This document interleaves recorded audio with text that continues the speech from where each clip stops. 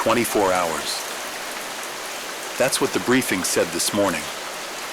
We assessed the window at approximately 24 hours. It didn't feel real when they said it, and it still doesn't now. They called me in late last night. Someone from the university's ROTC program handed me a sealed notice, no explanation, just instructions. Report to the DC Civil Defense bunker. Apparently, this is what happens when you're a weapons systems trainee who scored high enough on their simulations. Suddenly, you're useful. Down here, we're watching everything. I'm not cleared for all of it, but enough leaks through. Satellites over the Pacific are tracking submarine movements, big ones. Russian boomers changing patrol patterns, Chinese missile silos going hot. A colleague of mine pointed out that 2 major air bases in Europe have gone completely dark, as if the planes already left the ground hours ago. Someone said B-2s have been circling silently since yesterday morning, loaded for whatever's coming. The word they keep using is posturing. Nobody has fired anything yet. Nothing's broken the threshold. But every indication is that someone, somewhere, is going to make the first move. In one of the rooms, analysts are watching telemetry feeds, plotting likely targets. The big ones are obvious. New York, DC, Chicago, Los Angeles. Then the second-tier command nodes, bases, infrastructure. Everyone in that room pretends to act calm, but nobody's looking anyone else in the eye. We already know which systems are live on our side. The ground-based interceptors in Alaska are armed.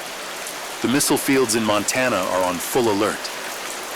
There's talk that some of the Navy's ballistic missile submarines have surfaced just enough to show the other side they're ready.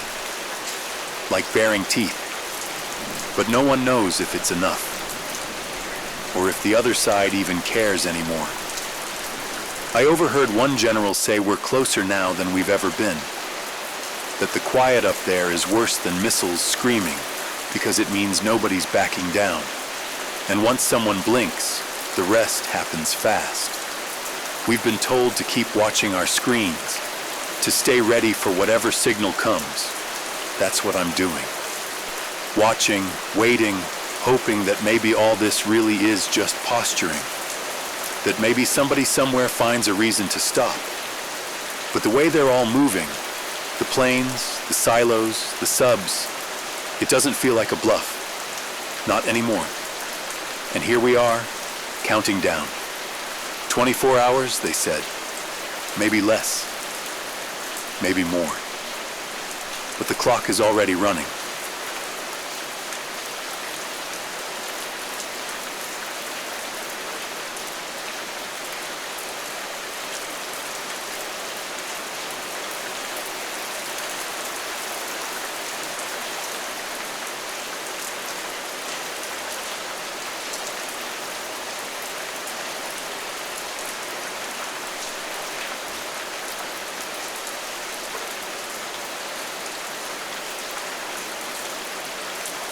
Down here, time feels different, slower, heavier. It's not much to look at, just concrete walls and fluorescent lights that never turn off. The air tastes stale and metallic, and there's this constant low hum from the generators that you can't ever quite tune out. People keep to themselves mostly. Soldiers line the corridors, rifles slung but hands always closed. Some stand at attention, others slump against the walls, staring at nothing. They look like statues until you catch the slight tremor in their fingers, or the way they keep glancing at the exit doors, like maybe they could run if they had to. Technicians sit at their consoles, adjusting dials that probably don't even need adjusting, just to keep busy.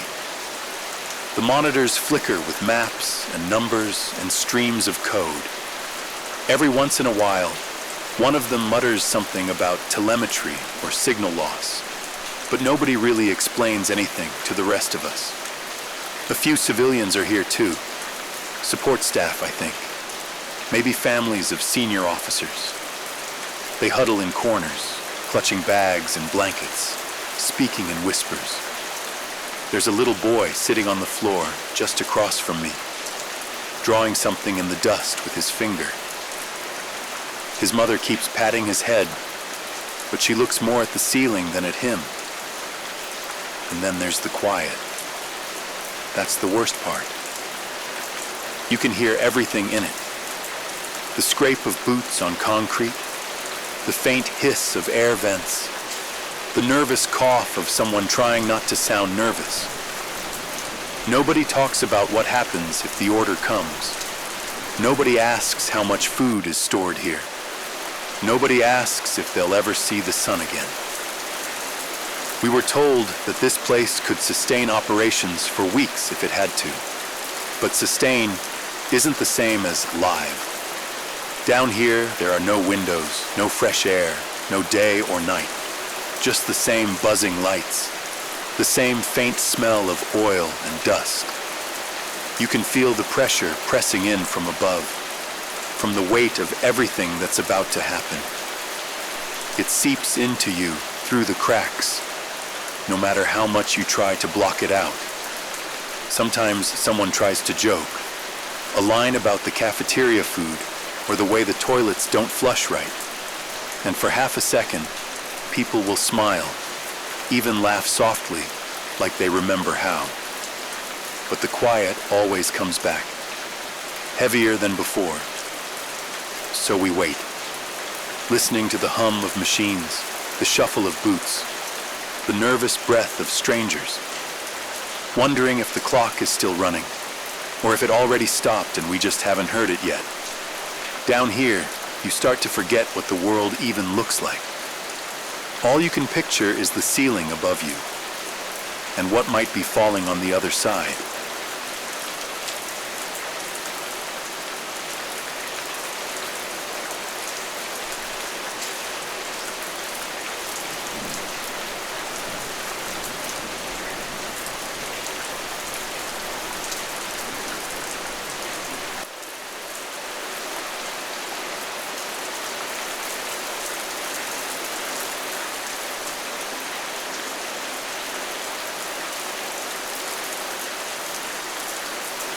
Even down here, they talk about what's happening above. Not just the troops deploying or the planes circling overhead, but the monuments.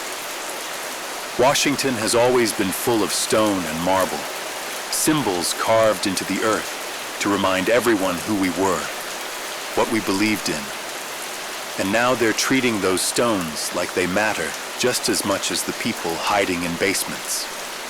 Yesterday, one of the officers mentioned teams being sent to cover the Lincoln Memorial. Apparently, they've built a temporary steel frame around the statue, lined it with sandbags and blast-resistant fabric. They say it won't stop a direct hit, but maybe, just maybe, it'll keep the pieces together long enough to rebuild. The Washington Monument is different. Too tall, too exposed.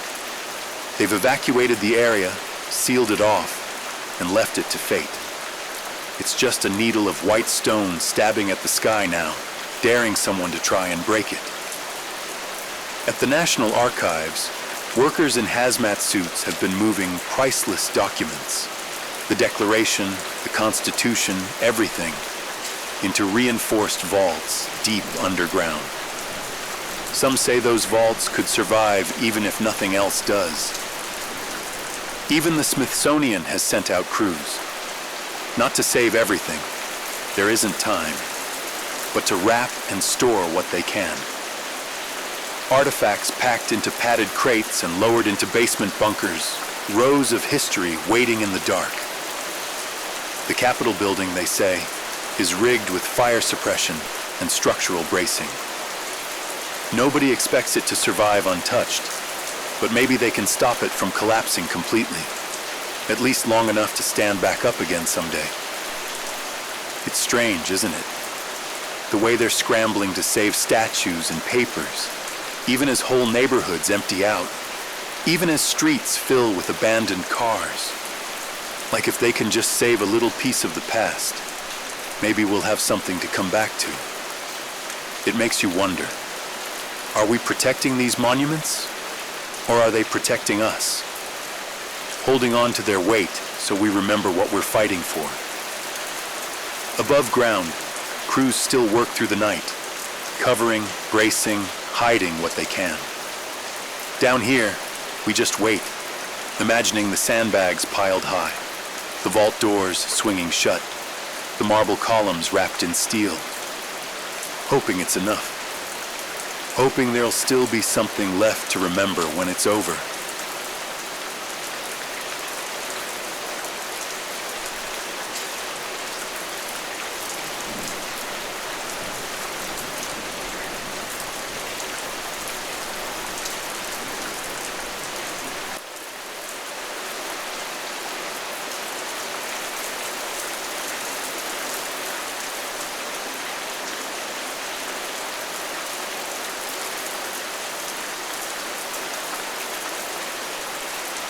The hours stretch longer down here, but something's changed.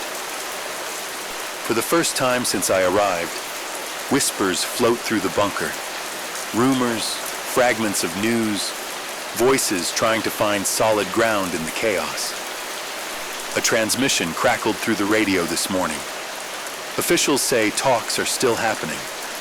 They insist that a diplomatic solution might still hold.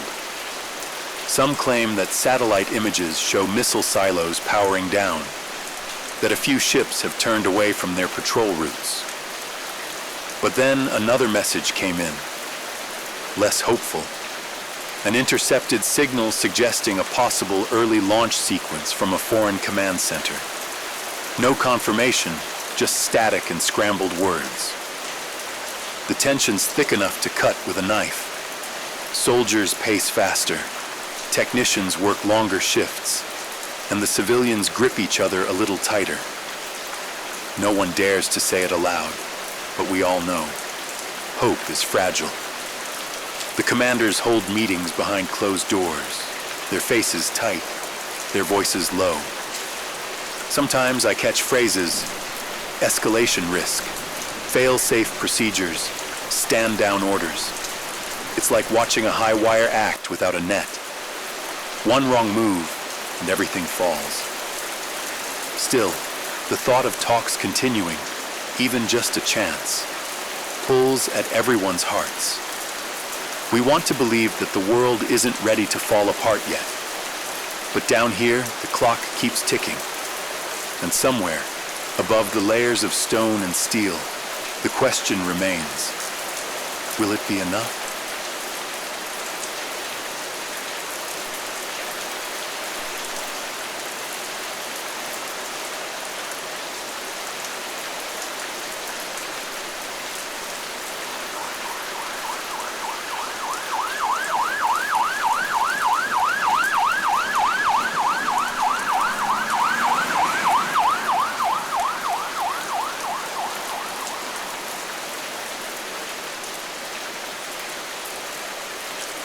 The briefings came early this morning. 20 hours remain. There's no longer talk of if, only when. The intelligence is grim. Signals intercepted from multiple sources suggest that missile launches are imminent. Not just conventional warheads, but possibly nuclear warheads aimed at key NATO countries. Radar stations picked up unusual activity at missile silos deep in enemy territory. Submarines that were hidden yesterday have surfaced, and naval vessels are repositioning as if preparing for a strike. The list of targets has been laid out. Capitals, military bases, communication hubs, places that would cripple the Alliance's ability to respond. Inside the bunker, the atmosphere tightens even more.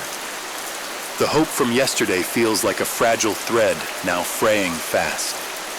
Still, procedures must continue. Soldiers check and recheck their weapons. Technicians monitor every blinking light, every sensor reading. Communications are kept open, but every message feels like a whisper in a storm. 20 hours. Enough time to prepare, not enough time to feel safe. And somewhere above us, the countdown continues.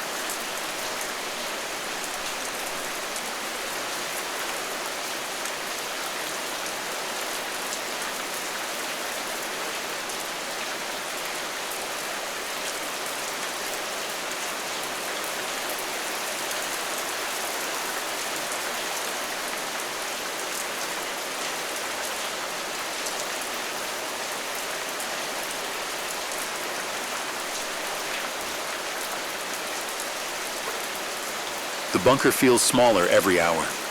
It's not the walls or the concrete. It's what's inside them. The people, the fear, the silence that screams louder than any explosion. Tensions flare like sparks in dry brush. A misplaced word, a glance held too long, and suddenly the fragile calm cracks. In the mess hall, I overhear a heated exchange. "Why are you always so on edge?" One soldier snaps, voice low but sharp. "We all want to survive, but freaking out won't help." Another replies, voice tight. "Easy for you to say. You don't have kids waiting for you at home." They stare, breath shallow, eyes darting, a battle of wills beneath the surface.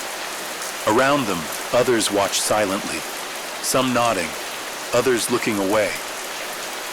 I can feel it too, the pressure, coiling tighter with every passing hour. People are exhausted, and fear makes strangers out of us all. In the quiet moments, I catch myself questioning everything. Will I ever see sunlight again? Will this place become my tomb? But there's no room for those thoughts. Not yet. We patch up our cracked nerves with jokes that don't quite land and stories from better days. We hold on to whatever humanity we can find in the shadows. Because here, beneath the weight of the world, we're not just waiting for the end. We're fighting to hold ourselves together.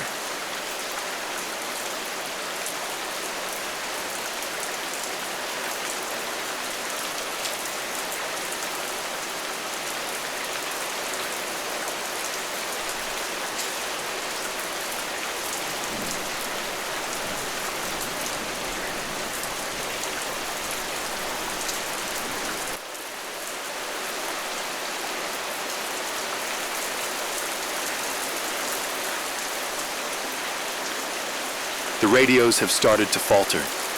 Static bleeds into every channel.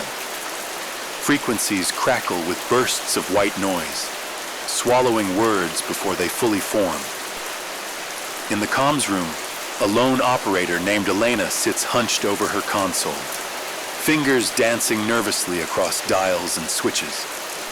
She's been trying for hours to hold a signal, any signal, from outside the bunker. Sometimes she catches a phrase, a word, a broken sentence. Attack imminent.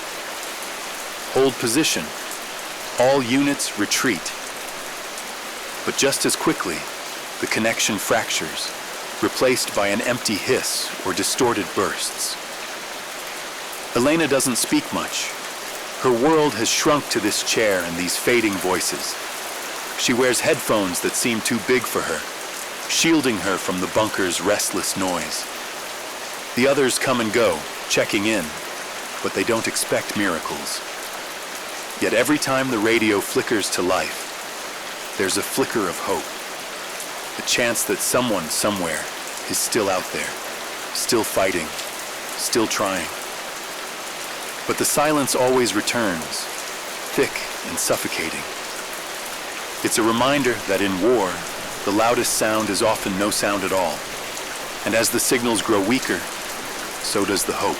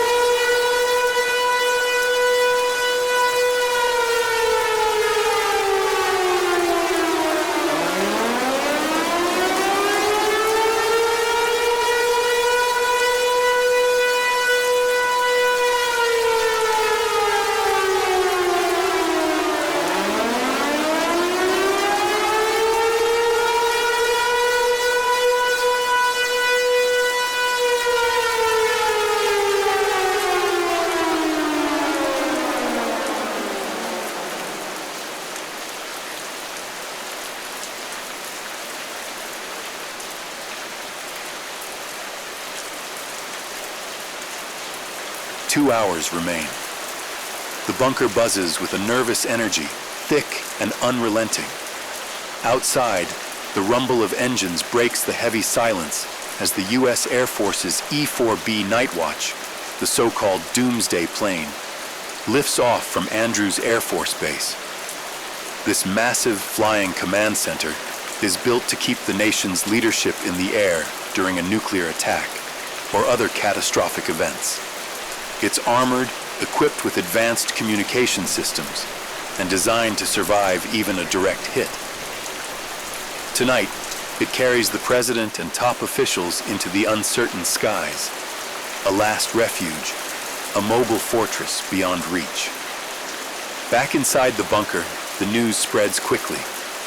For some, it's a grim reassurance, a sign that preparations are underway. For others, it's a bitter reminder of how close the threat really is.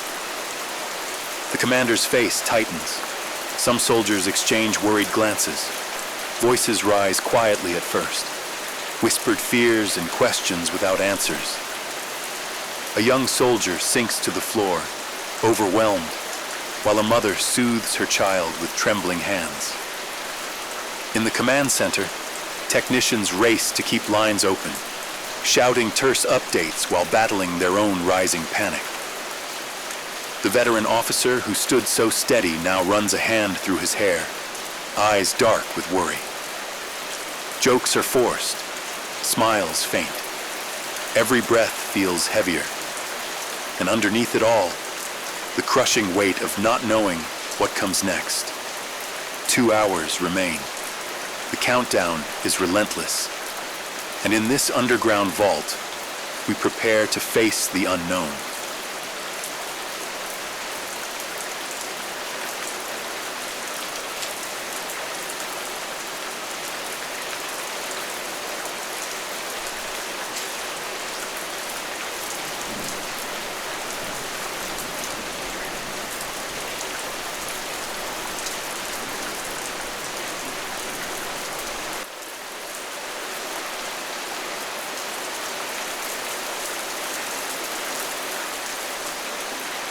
The bunker falls into an eerie silence. Not the silence of peace, but the silence of waiting. Heavy, thick, almost tangible. It's the kind of quiet that makes every small sound echo like thunder. The scrape of a boot against concrete, the soft rustle of fabric, the cough of a soldier trying to steady his nerves, the low hum of machines that never truly stop. The tension that's been coiled tight these past hours now feels stretched thin, like a fragile wire ready to snap at any moment.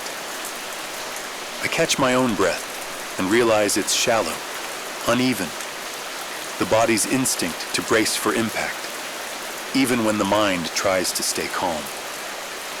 Around me, faces are calm, almost expressionless, but their eyes betray a storm of thoughts and fears beneath the surface. Some stare blankly at the concrete walls. Others close their eyes, as if willing the world to freeze for just a moment longer. The weight of what's coming presses down on every soul here. It's in the silence between words, in the pause before each breath. Memories flash through my mind like distant echoes. Laughter in sunlit parks, the gentle sway of trees in the breeze, the warmth of a hand held tight. All of it feels distant now, like fragile dreams slipping through trembling fingers. Yet in this stillness, there's something delicate, a fleeting calm before the storm, a rare moment to gather strength, to steel the heart, to prepare for the unknown that waits beyond these walls. Whispers of prayers, soft murmurs shared between strangers, echo faintly in the darkness. We wait together, not as isolated individuals, but as a fragile collective bound by fate and fear. And we listen for the first sign, for the sound that will change everything, for the moment when the quiet breaks and the world will never be the same again.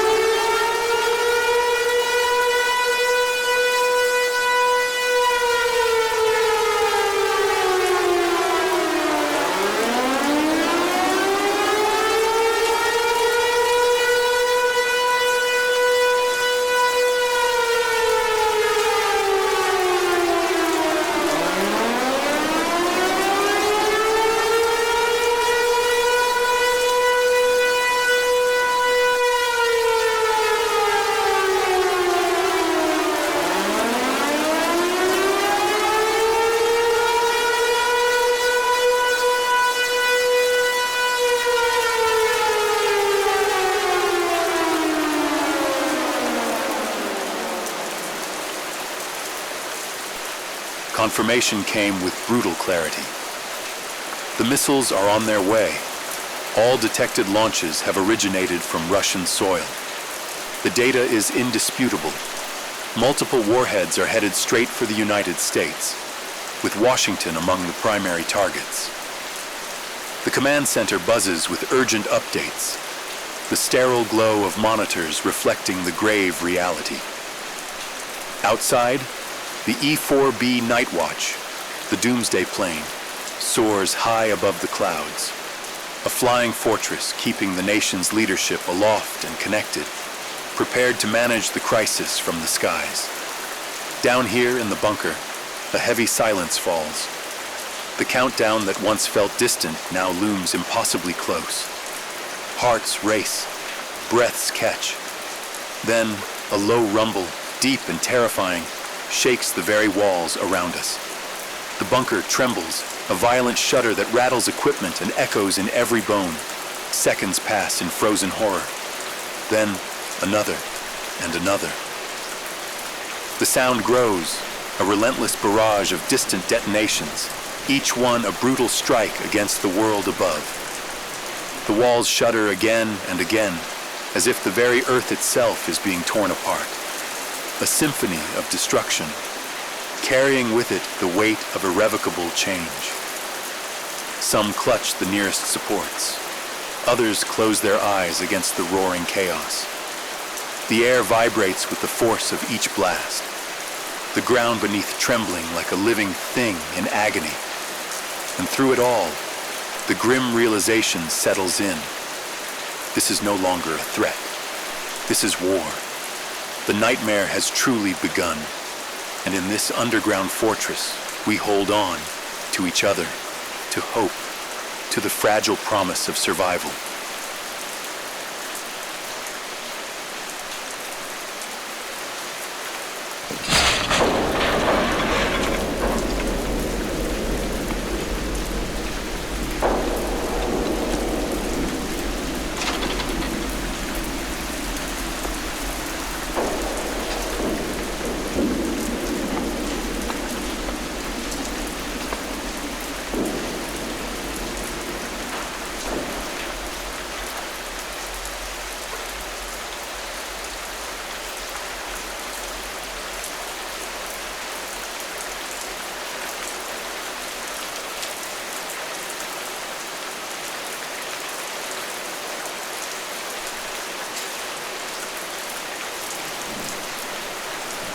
As the echoes of the bombardment fade, the grim truth begins to crystallize.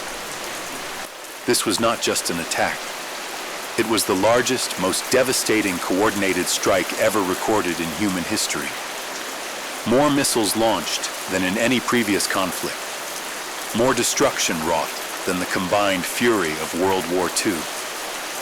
Reports filter in from surveillance and monitoring systems. Washington's military command centers have suffered critical hits. Communication hubs lie in ruins. Power substations are dark and lifeless.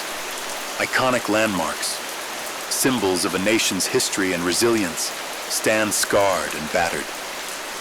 But amid the devastation, no new launches have been detected. For now, the skies remain eerily quiet beyond the initial storm.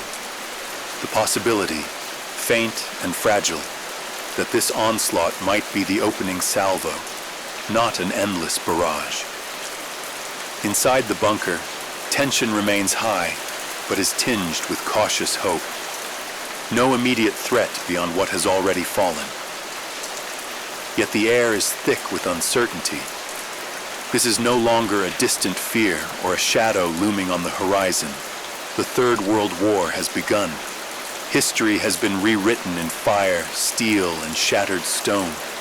And beneath the weight of this new reality, we brace ourselves for the battles ahead, for the losses yet to come, for the uncertain road that lies beyond the ruins.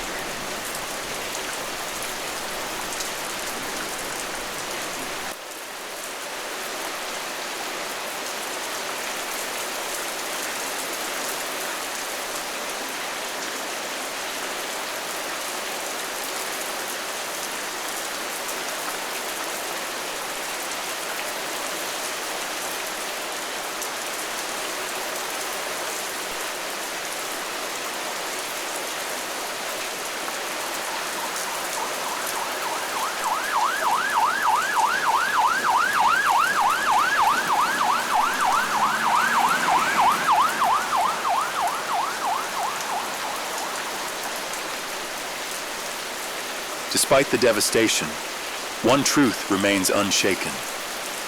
The strength of the United States endures. The nation has faced dark times before, and though this attack cuts deep, it will not break the spirit of its people. Leaders and citizens alike vow that these losses, these precious lives taken, will not be forgotten. The call for justice, for retribution, echoes through the halls of power. In a rare and solemn address broadcast from the airborne E-4B Night Watch, the President's voice is steady but resolute. He promises that America will not only endure, but will respond with overwhelming force.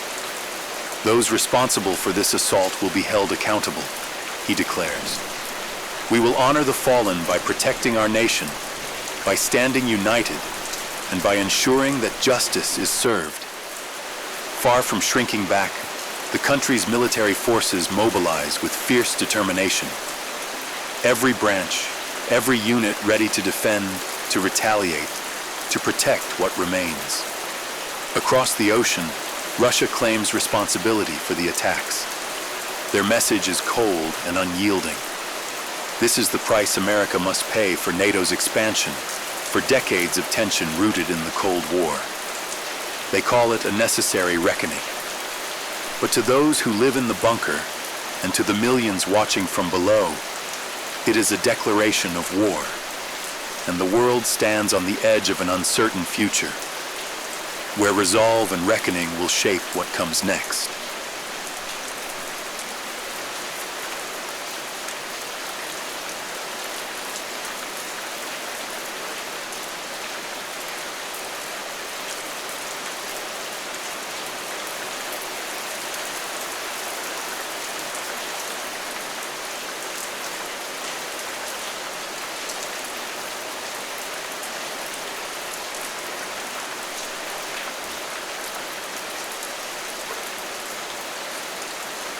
The world we knew has vanished, replaced by a harsh new reality. From the ashes of destruction, the survivors rise.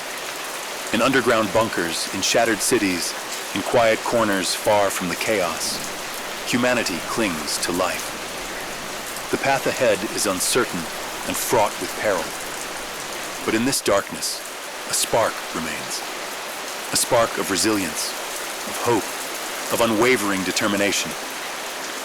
We carry the memory of those lost, the lessons of what has come before, and the will to rebuild. No matter how deep the shadows, the human spirit finds a way to shine. This is not the end. It is a beginning. And as the world slowly awakens from the nightmare, one truth stands clear. We endure. We survive. And together, we will face whatever comes next.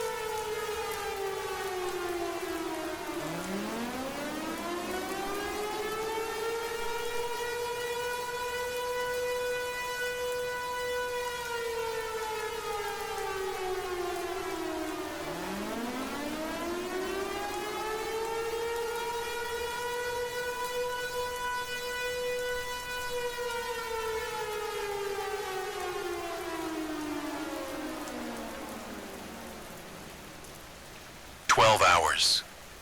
That's all we've got, at least according to the latest estimate. When the order came through early this morning, nobody looked me in the eye. A corporal just handed me a packet and said, Don't waste time. The packet had only a location and a clearance code. The Atlanta Regional Coordination Center. No explanation, no details. I left my apartment on Peachtree Street before the sun even rose. Streets already emptier than they should have been for a weekday. When I arrived, they rushed me underground. The elevator dropped so far that my ears popped. At the lowest level, the air was cold and dry, filled with the smell of dust and machinery. People were already at work. Dozens of officers, engineers, and analysts sat at rows of consoles, faces washed in the pale blue light of monitors. Numbers scrolled by faster than you could read, and maps of the southeast glowed with red clusters and pulsing rings. I don't know everything they're tracking. I'm not high enough up to see the full picture, but I hear enough to understand. Submarines have been spotted just off the coast.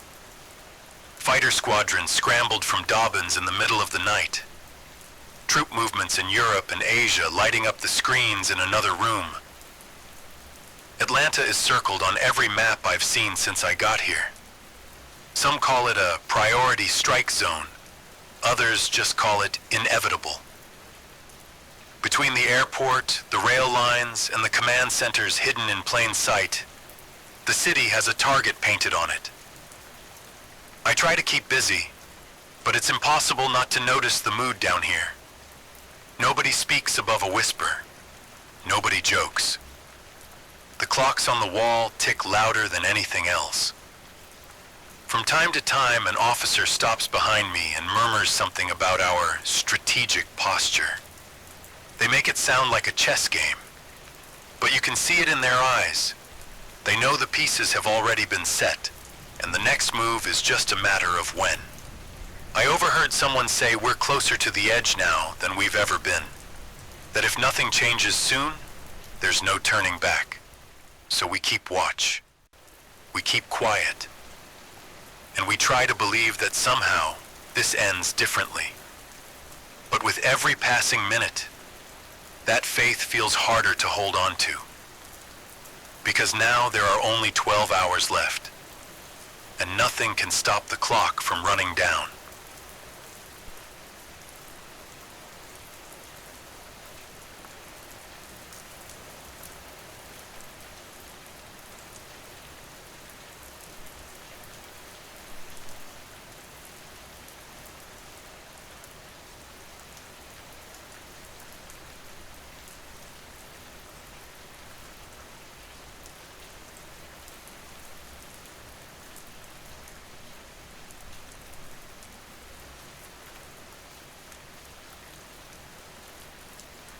Down here, it feels like time has stopped. The bunker isn't much to look at. Just endless corridors of concrete and steel lined with pipes that hiss softly as air circulates through the vents. The lights overhead are a harsh, sterile white, and they never turn off. There's no sense of morning or night anymore. Just the steady, unchanging hum of machines. The people here keep their heads down. Soldiers stand posted at every junction, rifles slung over their shoulders, eyes fixed straight ahead. Others pace the hallways or sit silently on the floor, staring at the walls like they're trying to memorize every crack. Some of the civilians stick together in little groups, wives, husbands, kids clutching at backpacks. Nobody really talks much. The conversations you overhear are all whispers, short and strained. I passed one man murmuring something about his dog back home, like he was trying to keep the memory alive while he still could. There are rows of workstations in the operations center, each one manned by someone in uniform or a technician from the outside. The screens glow with maps, strings of data, signals bouncing between satellites. Every so often, someone adjusts a dial or flips a switch, just for something to do. It's clear most of them don't even know if it matters anymore, but sitting still is worse. On the wall above the main floor, a digital clock counts down the hours, the minutes. The numbers are large and bright, impossible to ignore. 11 hours left now. I catch myself staring at it whenever my eyes drift from my console. What's worse than the lights or the clock is the quiet. You can hear every little sound in it. Boots scuffing against concrete, a cough someone tries to stifle, the faint static crackle of a radio somewhere down the hall. Every sound feels like it echoes too loudly, like it shouldn't be heard. Nobody talks about what's going to happen when the numbers hit zero. Nobody asks if this place can really keep everyone alive. Nobody asks what comes after. I heard one officer say the bunker is stocked to keep running for weeks if needed. But when I look around at the faces here, hollow eyes, hands trembling just slightly, I can't imagine anyone calling this living. Every once in a while, someone tries to break the tension. A soldier cracks a joke about the food rations or the smell of the recycled air, and for a second or two, there's a faint ripple of laughter. But it never lasts. The quiet always creeps back in, heavier than before. So we sit. We listen. To the hum of the generators, the shuffle of boots, the nervous breath of people trying not to show how scared they are. And in the back of my mind, I wonder what's happening above us right now, and if we'll ever see it again.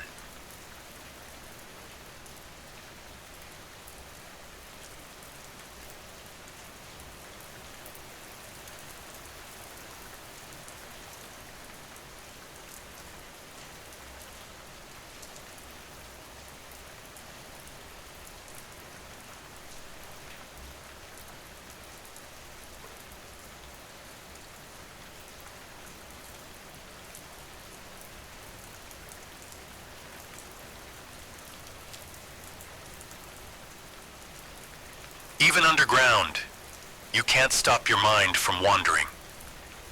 Word has been spreading through the bunker about what's happening up top. Crews have been working all through the morning, rushing to cover what they can before it's too late. Atlanta isn't Washington. We don't have marble domes or national archives, but we still have history worth saving, and people are fighting to preserve even a little of it.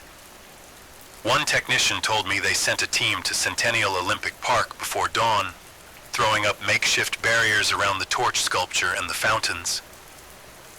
Nobody really believes it'll survive a direct hit, but it seems important to try. I heard someone else say crates of artifacts from the Martin Luther King Jr. Center were being loaded into trucks and driven out of the city hours ago. Photographs, letters, pieces of a story too important to leave behind. Even the Varsity, that greasy little fast food shrine on North Avenue, is shuttered now. Its neon sign switched off for the first time in decades. "What'll you have?" one soldier joked when he walked by. But nobody laughed. At the Georgia state capitol, scaffolding went up overnight around the gold dome, workers stretching thick sheets of protective fabric over it. Maybe they think it'll make a difference. Maybe they just can't stand the idea of seeing it crumble. Somebody said the CNN center has already gone dark. Crews moved cameras and servers into underground vaults, cables trailing down stairwells into the bedrock. News anchors, apparently, will keep broadcasting from some undisclosed location, if there's still anyone left to watch. I keep picturing Stone Mountain, the giant carving, the wide granite face looming over the trees. Nobody mentioned it in the briefing. Maybe nobody even thought about it. But it's hard not to wonder what will become of it. Whether that mountain will still stand tomorrow, or if it'll just be another scar in the earth.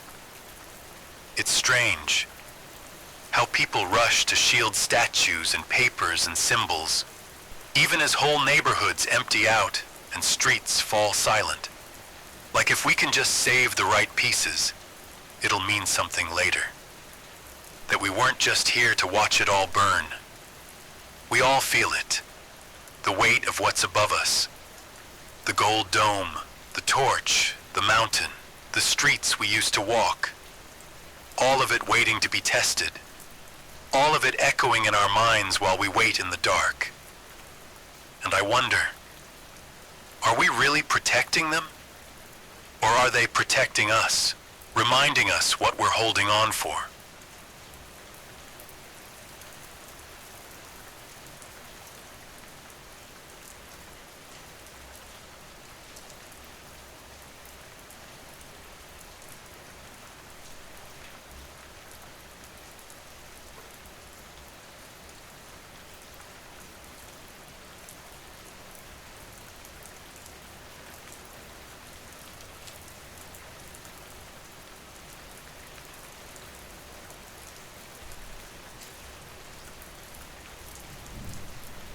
Clocks don't lie anymore. Somewhere above us, the final call must have already been made. The chatter in the command room has stopped pretending otherwise. No more hopeful murmurs about negotiations or de-escalation. On the big board, next to the map of the southeast, a simple line of text appeared 10 minutes ago. Launch detected, multiple origins. Nobody even gasped. Nobody ran for the doors. There's nowhere to run to now. The countdown overhead shows just under 60 minutes. The numbers glow in red, bright enough to cast a faint hue on the faces watching below. In the operations center, the screens are alive with information. Satellite feeds, radar tracks, coded bursts of radio traffic bouncing across continents. Thin white lines streak across the maps, arcing from points halfway across the world straight toward the eastern seaboard. And Atlanta is still circled. It's strange what you start noticing when you know what's coming. The way the hum of the vents gets louder when everyone stops talking. The way people's hands keep clenching and unclenching, even when they try to look calm. The smell of dust and warm metal in the air. One soldier has his helmet in his lap, just staring at it like it holds some kind of answer. A woman in civilian clothes paces the corridor outside the comms room, muttering prayers under her breath. In the far corner, a little girl is curled up in her mother's lap, fast asleep. Orders still get barked out every few minutes. Reposition this, confirm that. But everyone knows it's routine now, just to keep the mind occupied. There's nothing left to stop. The missiles are already flying. I keep thinking about what it must look like up there now. The empty streets, the gold dome catching its last bit of sunlight before the clouds of ash roll in. The mountains on the horizon, silent and waiting. We're told the bunker can take the first wave, that the steel and concrete packed around us are enough to hold, that will endure. But you can see in people's eyes that nobody really believes it anymore. The hour strikes, the screens glow brighter, the clock ticks down, and in the quiet spaces between heartbeats, you can almost hear it coming.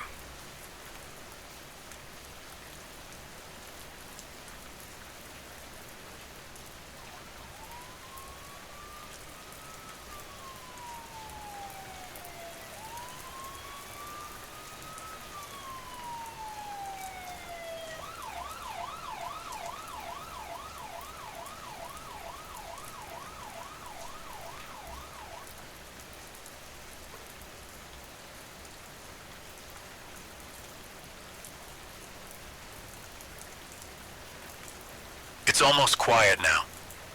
Not the kind of quiet you'd expect in a place full of people, but something heavier, more deliberate.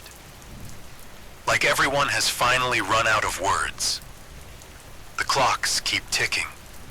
The red numbers burn brighter with each passing second.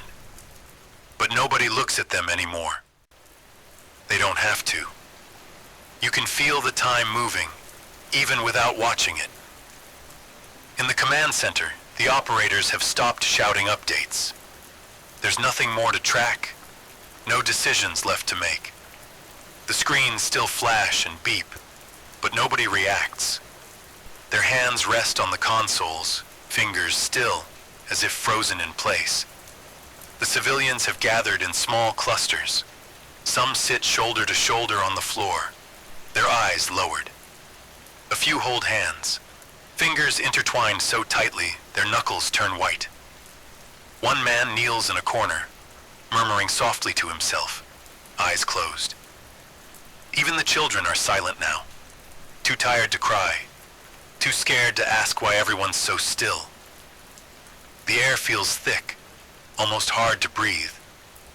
Every sound, the scrape of a boot, the faint hum of a generator, seems louder than it should, like it's echoing through a vast, empty cavern. I catch myself holding my breath, like exhaling would somehow break the spell. You can feel it in everyone here. This strange, fragile calm. The kind that comes when you realize there's nothing more to do. No more plans to make, no more chances to change the outcome. We've all seen the lines on the map. We've all heard the words, confirmed inbound. And so we wait. For the ground to shake. For the light to come. For the world above us to end. Somewhere behind me, a faint voice begins to hum a tune I don't recognize. Soft and low, like a lullaby meant to soothe a frightened child. No one tells them to stop. I glance around the room, and for the first time all day, everyone's eyes seem to meet. Not in panic or anger, just quiet understanding. If this is how it ends, then at least none of us will see it alone. And in that stillness, we wait.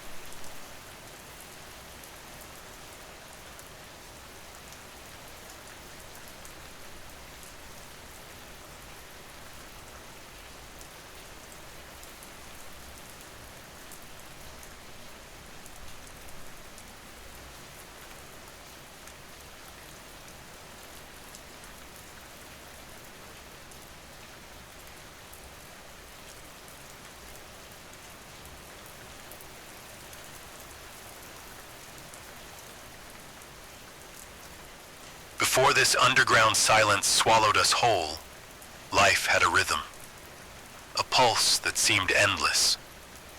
I remember the mornings in Atlanta, how the sunlight filtered softly through the blinds, casting stripes across the hardwood floor of my old apartment. The air was warm, even in early spring, carrying the scent of blooming dogwoods and freshly cut grass. Outside, the city was alive with movement.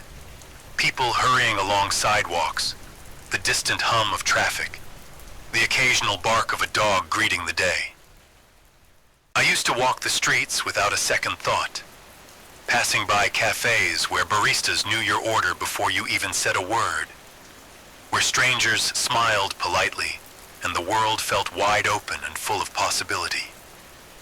Here, in the bunker, I listen as others share their own echoes of that world. One man, his voice cracked and low, talks about his childhood growing up in East Atlanta, how he and his friends would race down the sidewalks on bikes, their laughter carrying through the summer air. He recalls a particular night at a block party, the smell of barbecue and the beat of drums thumping in rhythm with his heartbeat. He smiles briefly, eyes distant, like reaching for a memory just out of reach. A woman speaks softly about her mother's peach trees, planted in the backyard of a small house that no longer stands. She remembers climbing the gnarled branches to pick ripe fruit, sticky and sweet, the juice running down her chin as she grinned with reckless joy. That house, she says, was more than wood and nails. It was a sanctuary, a place of comfort and laughter that the world outside couldn't touch. Another shares stories of college days at Georgia Tech, the camaraderie in late-night study sessions, and the exhilaration of football games where the crowd roared like thunder, filling the stadium with a sea of orange and white. He speaks of friends made, lessons learned, and dreams dreamt beneath the southern sky. We talk about the simple things too, the taste of fresh peaches from the farmer's market, the feel of a cool breeze on a humid afternoon, the comfort of old songs playing on the radio as the sun dipped low behind the cityscape. Each story is a thread, weaving a tapestry of a world we might never see again. Sometimes the memories come unbidden. I find myself closing my eyes, transported to the green lawns of Piedmont Park, watching children run and play under the watchful gaze of oak trees. I hear the chirp of cicadas in the summer heat, the distant ring of church bells calling the faithful to Sunday service. There was a time when these small moments were endless, when the future felt like a promise, not a question mark. And now, in the cold, fluorescent light of this bunker, those flickers of before feel both achingly close and heartbreakingly far away. They remind me what we stand to lose, what we carry inside, even when the world outside falls silent. Because memory is a kind of resistance, a way to hold on when everything else slips away. I don't know what tomorrow will bring, but for now, these stories keep us tethered to something human, something real. A fragile light in the dark, and maybe, just maybe, it's enough.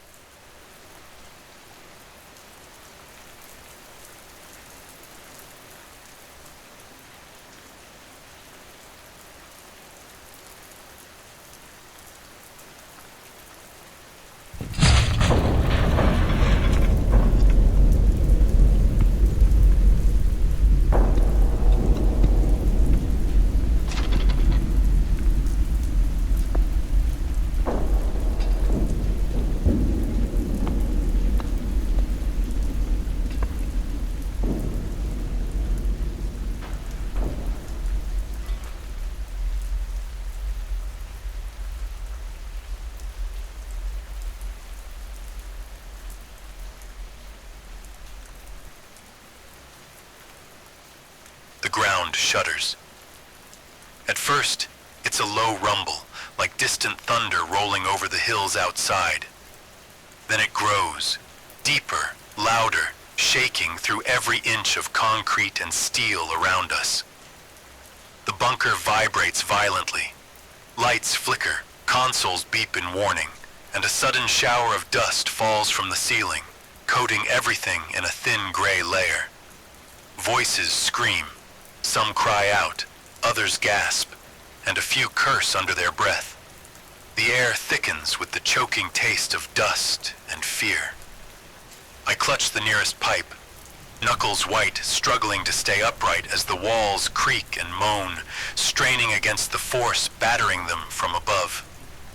Explosions echo like monstrous drum beats, each blast a brutal reminder of the destruction raining down.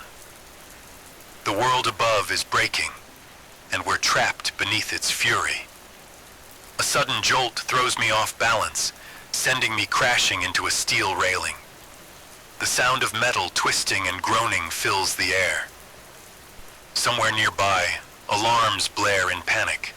Flashing red lights pulse erratically, casting frantic shadows that dance on the dust-covered faces around me. I see a soldier stumble past, coughing violently, eyes wide with terror. A woman tries to calm a sobbing child, whispering promises she can't believe herself. The bunker fills with dust, a suffocating haze that clings to skin and clothes, making every breath a struggle. The power flickers but holds, for now. Seconds stretch into an eternity, each tremor a heartbeat of the nightmare unfolding above. And in the darkness between blasts, a terrible clarity settles in. This is no longer distant fear. This is survival.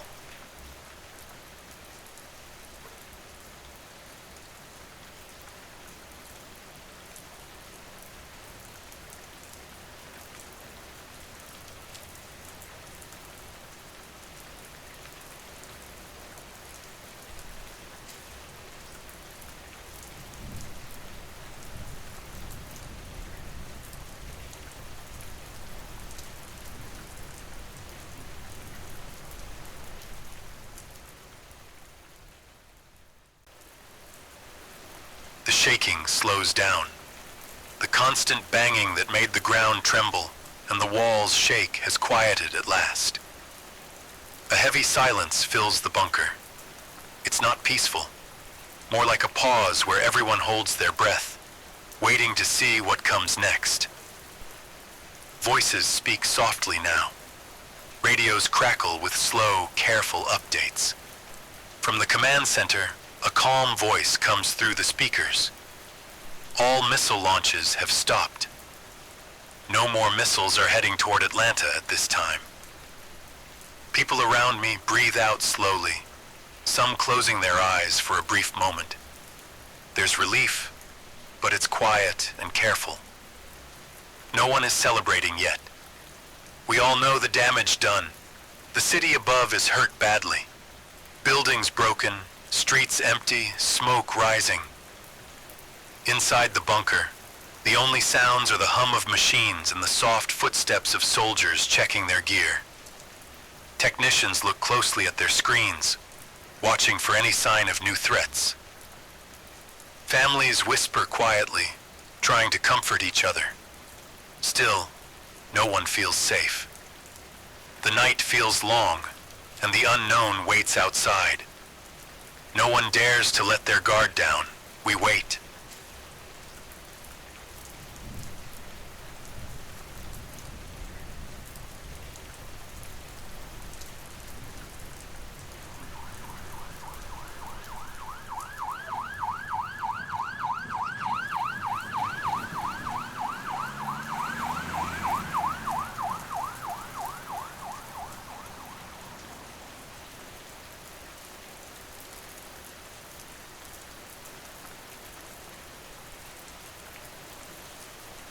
Above us, the city lies shattered, a scar on the earth, like nothing seen before.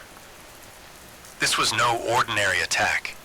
It was the largest assault Atlanta has ever faced, maybe the largest in history. Whole neighborhoods have been wiped out, reduced to rubble and ash. Skyscrapers, once symbols of ambition and pride, stand gutted and hollow, their steel frames twisted and blackened by fire. The streets, once vibrant arteries pulsing with life, are now choked with debris. Broken glass, crumpled cars, fallen power lines sparking dangerously in the dark. Smoke rises endlessly, thick and heavy, blotting out the stars and turning the night sky into a permanent gray. The smell of burning concrete and melted metal hangs in the air, choking and relentless. Bridges that connected the city's many districts have collapsed, or are so damaged they're unsafe to cross, leaving parts of Atlanta cut off and isolated. Familiar landmarks lie in ruins. The Georgia Aquarium's glass walls have shattered, its tanks drained and broken. Centennial Olympic Park is a field of scorched earth and twisted metal where fountains once danced. Power grids have failed across the city, plunging most areas into darkness except for emergency lights flickering sporadically. Emergency sirens scream through the ruins, a desperate call amid the silence, signaling ongoing rescue efforts amid the chaos. Despite the overwhelming destruction, signs of life persist.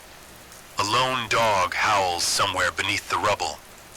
A small group of survivors huddles in a basement, trying to hold on to hope.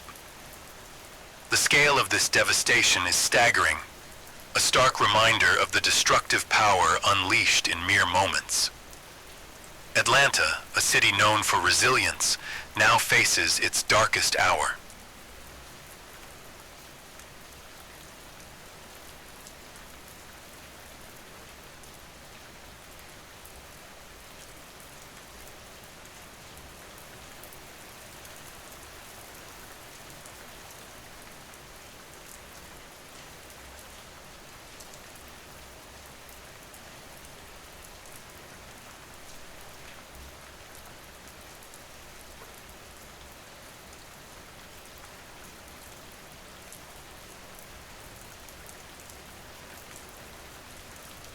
A hush falls over the bunker as the screens flicker to life. The President of the United States appears, his face grave and eyes steady, framed by the seal of the office behind him. His voice is calm, but carries a weight that fills the room. My fellow Americans, today our nation faces an unprecedented act of aggression. Intelligence agencies have confirmed that the devastating attack on Atlanta was orchestrated by Russian Federation. This assault was not only against a city, it was a direct strike at our people, our freedoms, and the values that define us. Let there be no doubt, America will respond with the full force necessary to protect our homeland and ensure the safety of our citizens. We stand united, resolute and ready to defend our nation. To those who seek to harm us, know this: your actions will be met with consequences that will reverberate across the globe. We will rebuild, we will endure, and we will emerge stronger. May God bless America. The broadcast ends, leaving a heavy silence behind. Around me, I see faces tightened by a mix of fear, pride, and determination. This message marks the moment when the quiet waiting ends and the fight truly begins.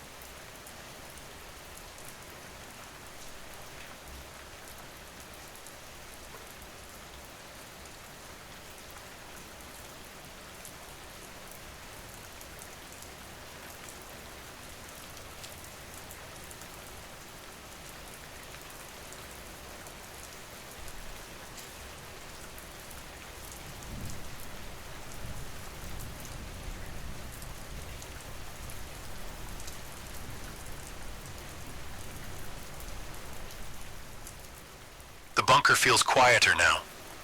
Outside, the world is forever changed, scarred by fire, shadowed by loss, but still breathing. We don't know what the next hours, days, or months will bring. Will the fighting stop? Will the cities rebuild? Will the sun rise on a peaceful world again?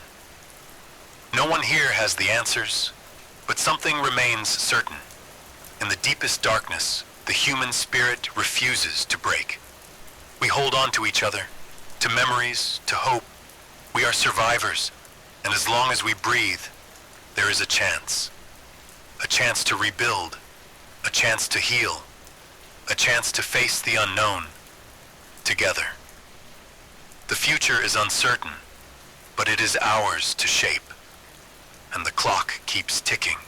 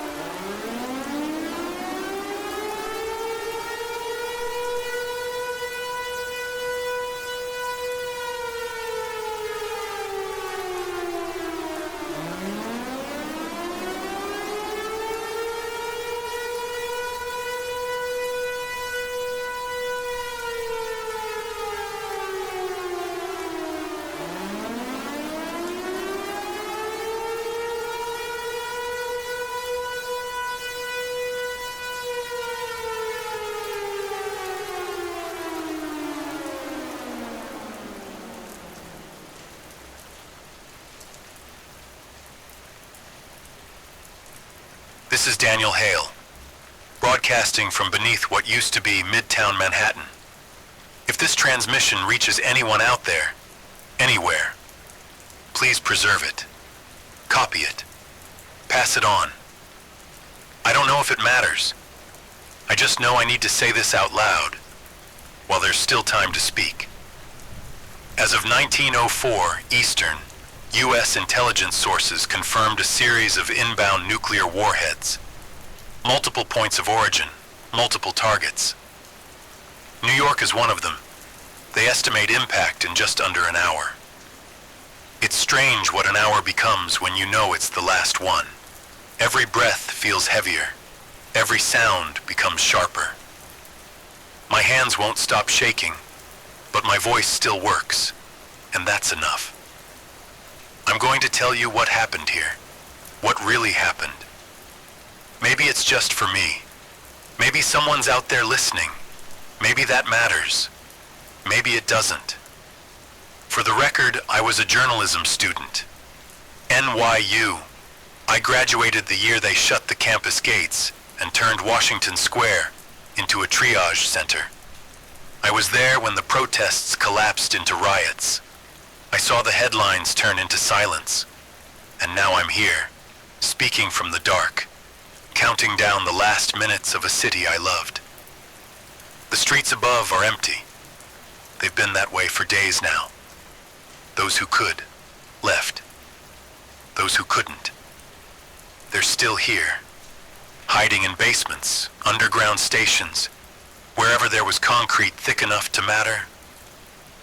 But we always thought, somehow, New York would be spared. Too big to fall, too iconic, too central to destroy. That's the lie we lived with, even after the first city fell, even after the second, even after the East Coast was classified as a red zone. We kept telling ourselves, not here, not this city. I remember the moment the signal came through. It wasn't a siren, not this time. No warning message, just a line of static on the federal frequency, followed by silence. Then came the internal memo. Someone leaked it. Someone wanted us to know before it hit. That's how I found out. Not from the government, not from a broadcast, from a whisper. They launched, and they're not bluffing anymore. I was given a choice, run or hide. I chose this place. An old freezer room, 24 floors down, sealed and cold and full of dust. Not much, but the walls are thick, thicker than most. The generators are old, but they work, at least for now. And I have this transmitter. One more voice from the shadows. So this is what I'm going to do. I'm going to speak until the light comes, until the signal is cut, or the sky opens. I'm going to tell our story, not the military version, not the polished government line, the real one, street level, the kind of story you only hear when there's no more reason to lie. And if someone finds this one day, buried under steel and ash, I want you to know, New York didn't go down in silence. We spoke, we remembered, and we fought to be heard.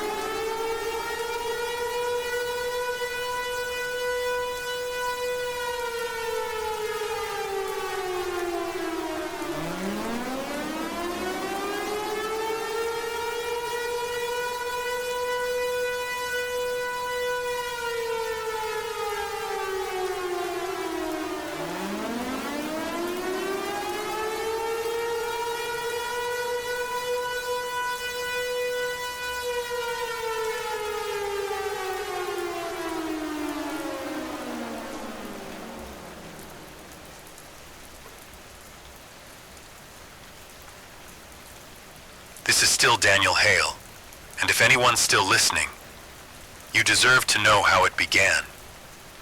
The first collapse didn't come with explosions. No fireballs, no countdown, just silence.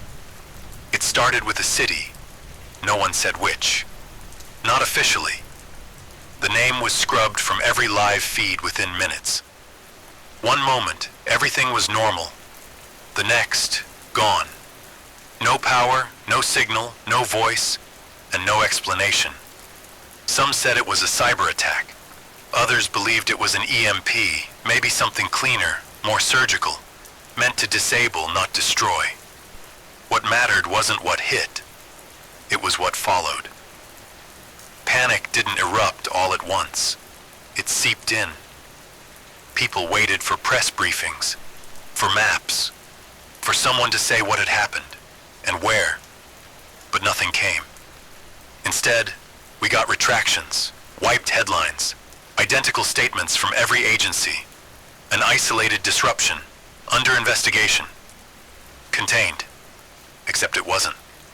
Soon there were rumors, other cities going dark, whole regions where the grid had vanished overnight.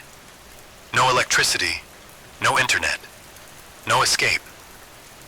People started noticing strange patterns, like how all the affected areas shared certain characteristics. Transport hubs, financial centers, intelligence corridors, places with influence, places with reach, and then someone leaked a document. Not a map, a list, targets, probables. The kind of list someone builds when they're modeling a full-scale strike. It included the obvious: federal buildings, defense contractors, airfields, but there were other things too. Desalination plants, satellite relays, data vaults buried beneath corporate towers. Not just cities, systems, the bones and blood vessels of the country. Suddenly, no one felt safe. The media didn't report any of this, of course, but you could hear it, between the lines.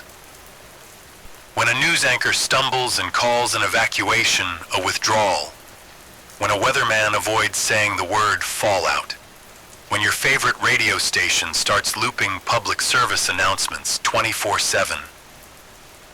I watched my neighbors board up their windows with no clear reason why. I watched soldiers deploy along bridges without ever saying who they were protecting us from. Some people tried to flee, anywhere, just away. Others locked themselves inside, convinced the worst had already happened. But the truth is, the first collapse wasn't the worst part. It was the waiting, the not knowing. Because if the first wave was this precise, this quiet, what comes next? We started whispering about targets. Not if, but when. Is the stock exchange still standing? What about the underground data farms in Utah? The deep ports? The space command centers? The bunkers no one talks about? The ones beneath mountain ranges and anonymous office buildings? And of course, New York. Always on the list. Always circled, too symbolic, too visible, but also, somehow, too real to imagine gone. So we hoped. Even as we watched the skies darken in places we couldn't name, even as the power grids flickered and failed, even as more and more cities slipped out of reach, we told ourselves, they won't go that far. They wouldn't dare. There's still time, but time doesn't answer. And now I sit beneath a hollow city, watching the final hour drain through the cracks in the world. And I wonder, did the first collapse ever stop? Or has it just been falling ever since?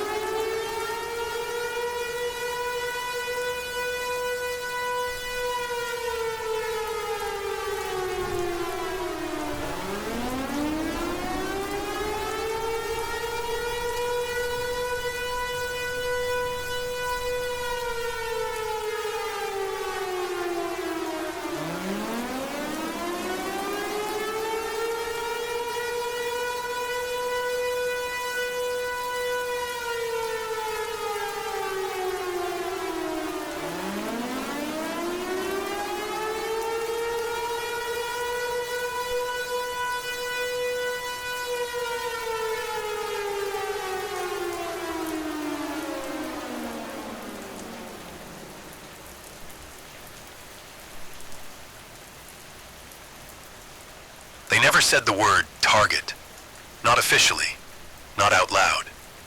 But when the maps were redrawn and our city was shaded in deep crimson, we understood. We were on the list. No sirens, no explosions, just a quiet kind of suffocation. Being in a red zone doesn't mean destruction. It means you're waiting for it. Every hour, every minute, a city holding its breath, knowing the next could be its last. Everything changed the moment we were reclassified. Flights stopped without warning. Outbound trains were canceled indefinitely. Armed units set up roadblocks at bridge entrances and tunnel mouths. They didn't give instructions, just looked at you like you were already gone. They never told us why, but we knew. We were too close to too much. The financial arteries, the federal databases, the cables that carry the country's heartbeat. Too important to abandon, too exposed to survive. Stores stayed open for a while, out of habit, not hope. You could still buy coffee if you had ration tags. Still catch a bus if you didn't mind being scanned and questioned and watched like a suspect. But nothing felt normal. It was like the city had been turned inside out. Lights still on, but no one really home. Empty chairs at restaurants, trains that ran without passengers, and everywhere, the silence of things waiting to fall. The government kept saying we were stable, that proactive measures were being taken, that everything was under strategic review, but no one believed the briefings anymore. They felt rehearsed, robotic, like the people delivering them had already evacuated and left behind voices on a loop. Every few hours, there was a new rumor that Russia had launched and we were next, that diplomatic channels had failed, that a sub was seen off the coast, that the missiles were already in the air, just not announced yet. People stopped asking if we'd be hit. They started asking when, and so we adjusted. We mapped out shelters, stocked stairwells with water and plastic sheeting.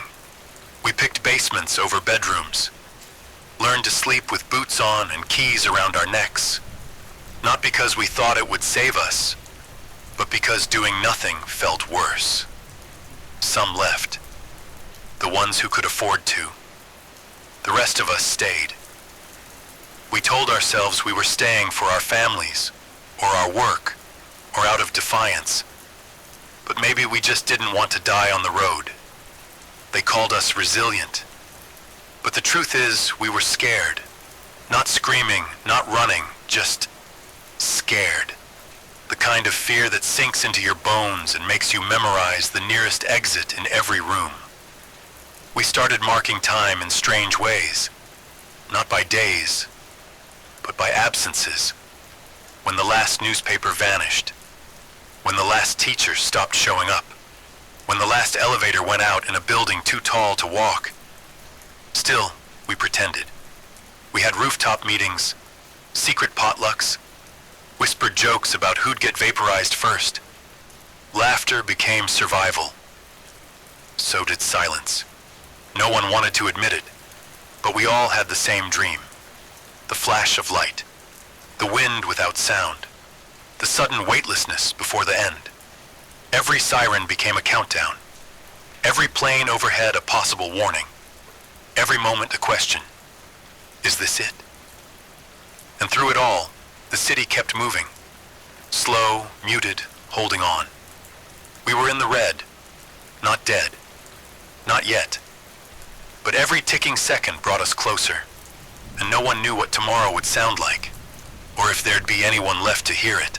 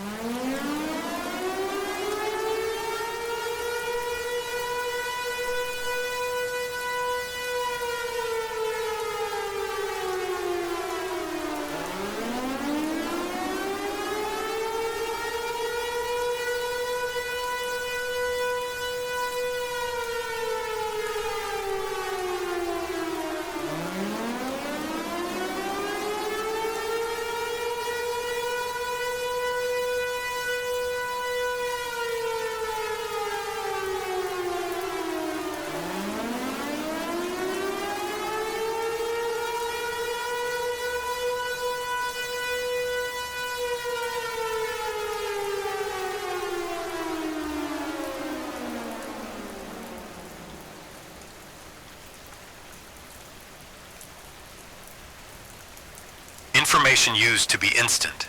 News alerts, live streams, live maps. You could watch a war unfold in real time from your phone. But when the world began to crack, the first casualty wasn't infrastructure, it was truth. At first, they overwhelmed us with noise. Too many reports, too many sources, contradictions, retractions, updates that rewrote themselves every hour. One day, a target was confirmed, the next, denied. One channel warned of strikes, another said it was weather interference. One expert cried escalation, another called for calm. And in that chaos, no one knew what to believe. Then came the filters, quiet, invisible, websites that wouldn't load, search terms that redirected to security warnings. Videos disappeared mid-play, comments disabled, an entire vocabulary began to vanish. Strike, radiation, launch. You could say them out loud, but online they didn't exist anymore. Social media slowed to a crawl, not gone, just hollow. A timeline of nothing. Photos of pets, recipe videos, staged optimism, as if we could scroll our way back into denial. Then came the shutdowns. Independent outlets blinked off, one by one. Podcasts went silent. Newsletters stopped arriving. Even pirate signals began to fade, either jammed, erased, or absorbed. And what replaced them? Voices that never blinked, never paused, never changed tone. Government feeds that loop the same phrases every 12 hours. Remain indoors. Trust your authorities. Do not engage in speculation. This is a temporary condition. But the silence beneath the message said otherwise. I remember the first time I heard something real. Not on the news, in a stairwell. A stranger with a shortwave radio had caught a foreign broadcast, barely audible under layers of static. The voice was broken, strained, terrified. It said something like, multiple detonations confirmed, East Coast compromised, communication blackout likely permanent. They tried to translate it, but the words didn't matter. It was the tone, the fear in the voice. Not rehearsed, not filtered, just human. It didn't last long. A few minutes later, the signal was gone, either blocked or buried under another flood of white noise. That's when we realized truth was still out there, just buried, scattered in fragments across dying frequencies, whispers in the static, testimonies scratched into concrete walls, confessions broadcast from basements like this one. No one was telling the story anymore, so people started writing their own. Graffiti became news. Symbols replaced headlines. A red triangle near a sealed bridge meant checkpoints. A black X on a school door meant it had been looted. An eye drawn on an apartment window? That meant surveillance. Don't look in. We didn't just lose information. We lost memory. Moments blurred together. People disappeared without names. Whole blocks became ghost lines with no history left to trace. And in the end, silence became the default. Because the more we spoke, the more we risked. Not just punishment, but hopelessness. If you say the truth out loud long enough and nothing changes, eventually you stop saying it. Not because it's false, but because you can't bear to hear it anymore. But I still remember. I remember when journalism meant chasing the truth, not surviving it. I remember when fear wasn't the filter on every word. I remember when speaking meant something. That's why I'm still here. That's why this transmitter stays on. Because if there's even one person left on the other end, the truth deserves a voice, even if it's only an echo.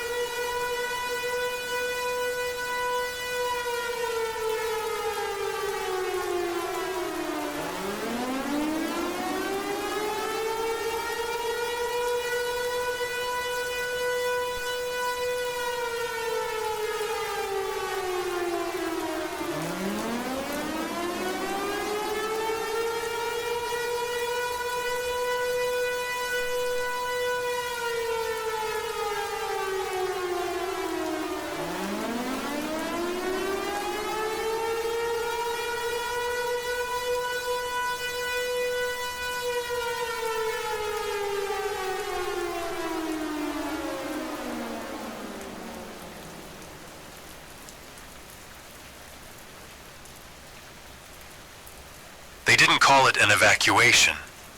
No sirens, no convoys, no final announcements. Just a slow unraveling. People disappearing in ones and twos. Lights going out, apartment by apartment. Shops closing without notice. Trains leaving with fewer passengers and returning completely empty. At first, no one wanted to admit it, that the city was being abandoned. Not officially, not all at once, but strategically. The people with options were the first to go. Diplomats, executives, technicians, the ones who knew someone or had a way out. They didn't say goodbye. They didn't leave notes. One day they were behind you in line at the pharmacy, and the next, gone. All that remained was a mailbox full of automated replies and a door that never opened again. Then came the relocations. Not forced, not quite. Just a series of subtle nudges. We advise temporary relocation for your safety. Essential personnel may be transferred. Consider voluntary departure if circumstances allow. No one said the word refugee. No one dared.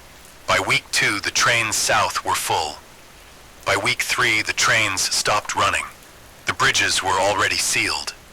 The highways jammed and then emptied. Not because people escaped, but because they gave up trying. Some tried to drive through back roads, construction paths, even hiking trails. Rumor was, if you made it far enough inland, they'd let you through a side gate. Most didn't make it. Those of us who stayed, we didn't all choose it. Some were too old, some too sick.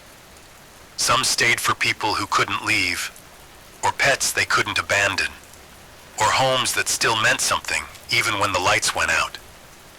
Others stayed out of pride, or fear, or belief that the city was too strong, too sacred, too big to fall. And some, like me, stayed because we couldn't bear the idea of dying somewhere unfamiliar. Even in ruin, this city felt like home. It had scars we recognized, streets we knew by smell and sound.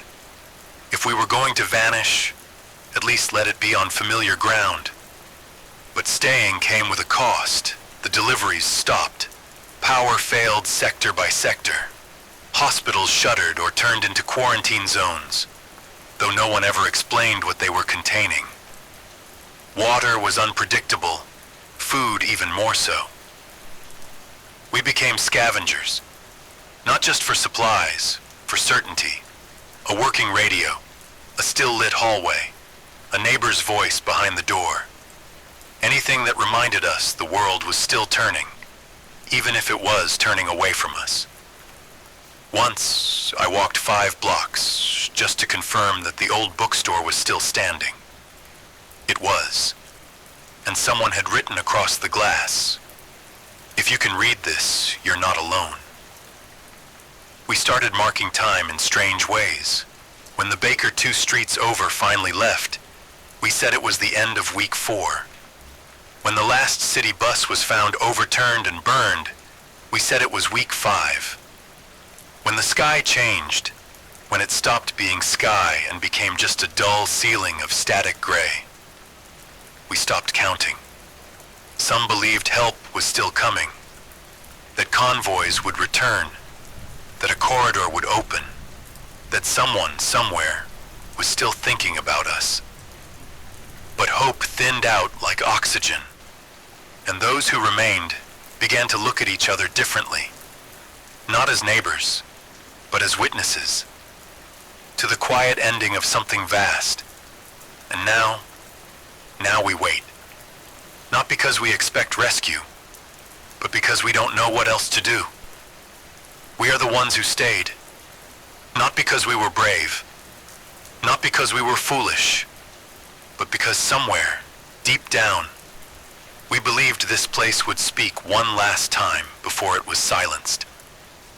And until that moment comes, we remain, still watching, still listening, still still here.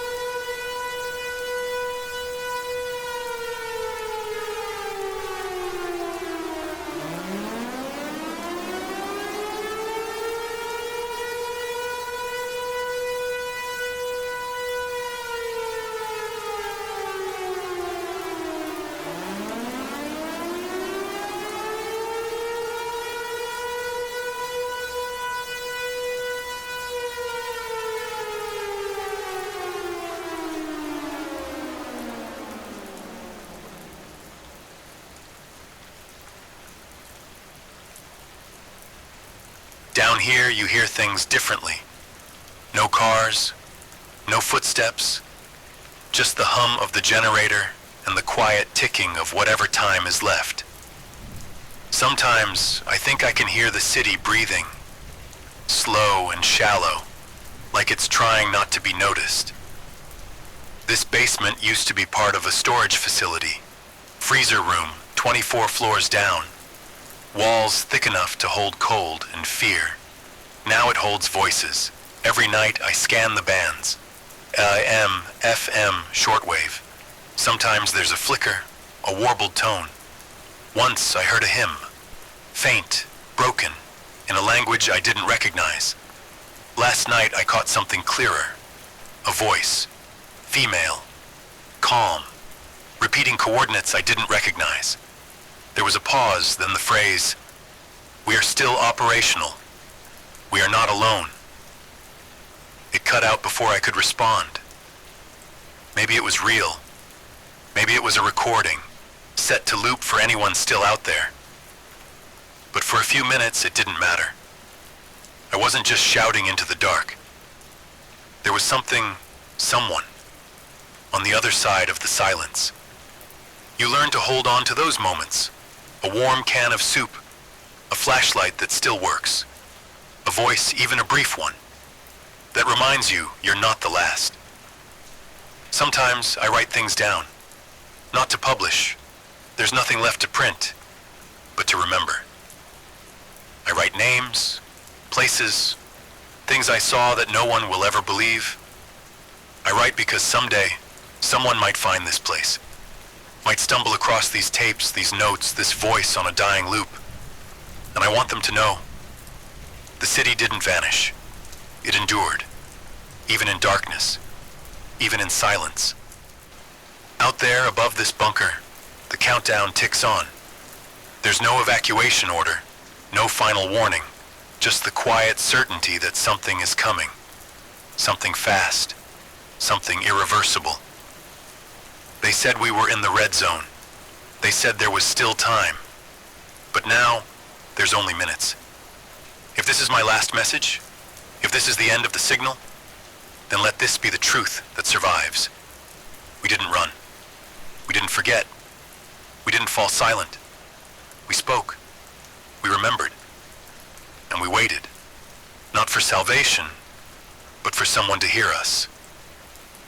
And if you are hearing this, you are not alone. This is Daniel Hale, Midtown Manhattan. Signal ending.